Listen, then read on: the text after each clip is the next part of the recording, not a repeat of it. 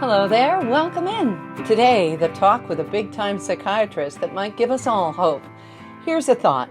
The care, therefore, of every man's soul belongs to himself. John Locke. Well, I had the rare and wonderful opportunity to listen to the psychiatrist-in-chief, chief of staff at the Royal Ottawa Healthcare Group this week. Now, I only wish it was a one-on-one for me. The chat was part of next month's mental health episode of the Canadian Real Estate Association podcast I host called Real Time. And this one, pardon the pun, really hit home.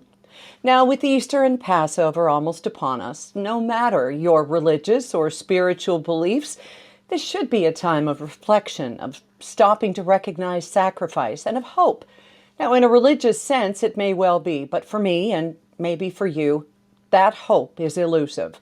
That so desperately sought-after feeling of a fairy godmother waving her wand and saying, "All right, everyone, awaken from your 2-year sleep and throw off your masks. It's all going to be okay.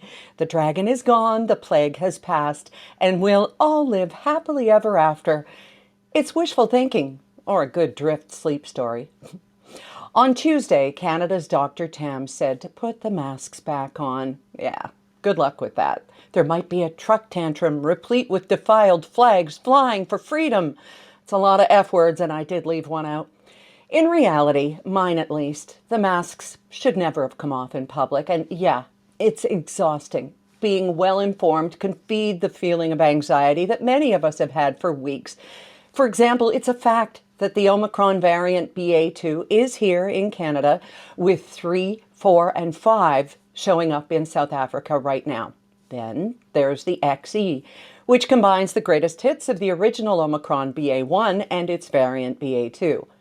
All we can do is watch with interest and foreboding the effects of the variants on other countries and pay attention to the science of when they're expected here. Of course, rather than hear from actual government health experts, with the exception this week of Dr. Tam, we now rely on foreign statistics, hospital numbers here, anecdotal evidence, and wastewater analysis. Actual buckets of poo that are giving us more information than our governments. But it's not all Chicken Little and the sky falling. Any of the people we know of who have contracted the virus recently, those who are, of course, triple vaxxed or even double boosted, have said they felt cold-like symptoms, if any at all, which, when you set aside the concerns of long COVID, does sound like the best-case scenario.